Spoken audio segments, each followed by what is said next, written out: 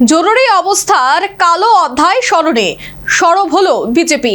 Nazrul কলাক্ষেত্রে poster, স্বাক্ষর আর প্রতিবাদে কংগ্রেসকে নিশানা। মুখ্যমন্ত্রী বলেন, গণতন্ত্র শেখাতে গেলে আগে নিজেদের আয়নায় দেখুন কংগ্রেস। কংগ্রেসের আরোপিত জরুরি অবস্থার 51 বছর পূর্তিকে কালো অধ্যায় হিসেবে স্মরণ করল বিজেপি। বৃহস্পতিবার আগরতলার নজরুল কলাক্ষেত্রে আয়োজিত কালো দিবস পালন কর্মসূচিতে উপস্থিত ছিলেন মুখ্যমন্ত্রী মানিক সাহা, বিজেপির রাজ্য সভাপতি অভিষেক দেবরায়, মন্ত্রী ত্রিপুরায়, দলীয় সাধারণ সম্পাদক বিপিন দেববর্মা সহ অন্যান্য নেতারা। কর্মসূচিতে পোস্টার প্রদর্শনী, স্বাক্ষর অভিযান এবং প্রতিবাদের মাধ্যমে জরুরি অবস্থার সময়কার ঘটনাকে সামনে আনা হয়। এদিন মুখ্যমন্ত্রী কংগ্রেসকে তীব্র ভাষায় আক্রমণ করেন। তিনি বলেন, যে দল দেশে জরুরি অবস্থা জারি করে মানুষের গণতান্ত্রিক অধিকার কেড়ে নিয়েছিল, সেই দলের মুখে আজ গণতন্ত্রের কথা মানায় না।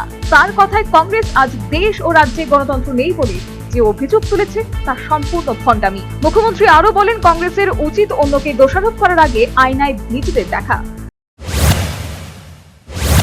और कांग्रेस आज जो कह रहे हैं, कभी कभी बोलते रहते हैं कि इस देश में या इस राज्य में संविधान नहीं है, डेमोक्रेसी खतरे में है, तो पहले तो अपना चेहरा अपना आईने में देखना चाहिए था। ये लोग क्या किए थे तो ये जो उस वक्त जैसे आप लोग जो डेमोक्रेसी का एक पार्ट है, तो आप लोगों के साथ क्या किया, या उस संविधान को लेके जिस तरह खेला है, इनके बारे में सबको मालूम होना चाहिए और इसको भूलना नहीं चाहिए।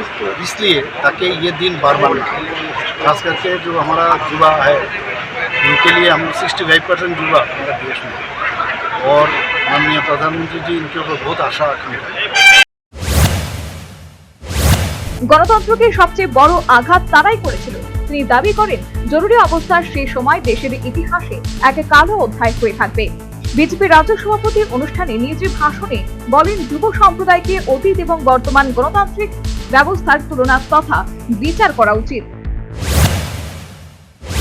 বর্তমানে আমরা ত্রিপুরা রাজ্যে বসবাস করছি, এটাকে আমরা যে গণতন্ত্র আমরা উপভোগ করছি, আমাদের একবার কম্পারিজন করা উচিত, একবার যাওয়া উচিত ইতিহাসে যে ইমার্জেন্সির সময় কি ছিল আর বর্তমানে আমরা কোন জায়গায় আছি। আমাদের এই গণতন্ত্রকে সম্মান করা উচিত। আমরা অবাধ গণতন্ত্র পেলাম, কিন্তু এই গণতন্ত্রের মিসইউজ করলাম, এটাও ঠিক নয়। কারণ যখন গণতন্ত্র থাকে না, তখন বোঝা যায় গণতন্ত্রের মূল্য কতটুকু। আমি সবার প্রতি আহ্বান রাখবো যে আমরা যে ভারতবর্ষ যে গণতান্ত্রিক রাষ্ট্র পেয়েছি, তার মর্যাদা যেন আমরা সবসময় তার মর্যাদা বজায় রাখি, এবং আমাদের চলার ক্ষেত্র আমরা যেন সবসময় আমার ভারতের নাগরিক আমাদের গণতন্ত্র আমাদের সুরক্ষিত করেছে, এবং গণতন্ত্রের প্রত্যেকটা প্যারামিটার যেন ঠিক থাকে। আর সাধারণ মানুষ হিসাবে প্রত্যেকটা নাগরিকের দায়িত্ব কর্তব্য আছে আমাদের গণতন্ত্রকে সঠিক রাখা, ঠিক রাখা। প্রত্যেকটা মানুষ, আমাদের জুডিশিয়ারি থেকে শুরু করে সংবাদপত্র থেকে শুরু করে সমস্ত ক্ষেত্রে আমাদের সেটা মাথায় রাখা উচিত যে গণতন্ত্রকে সম্মান করা এবং গণতান্ত্রিক ভারতবর্ষকে আরো শক্তিশালী এবং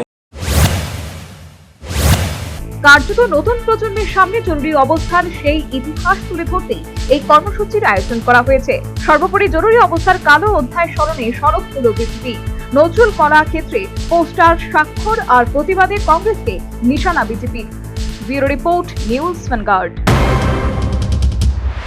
क्या आपके पास पुराना गोल्ड ज्वेलरी है जो अब आप पहनते नहीं? तो अब समय है उसे नई पहचान देने का। स्वर्ण कमल ज्वेलर्स में लीजिए ओल्ड गोल्ड एक्सचेंज का फायदा। अपना पुराना सोना लाइए और बदलिए उसे नए हॉलमार्क्ड गोल्ड या डायमंड ज्वेलरी में। 100% transparent purity testing, current market rate के हिसाब से बेस्ट वैल्यूएशन और पूरा भरोसा। आज ही विजिट कीजिए स्वर्ण कमल ज्वेलर्स। पुराना सोना, नई खुशियाँ।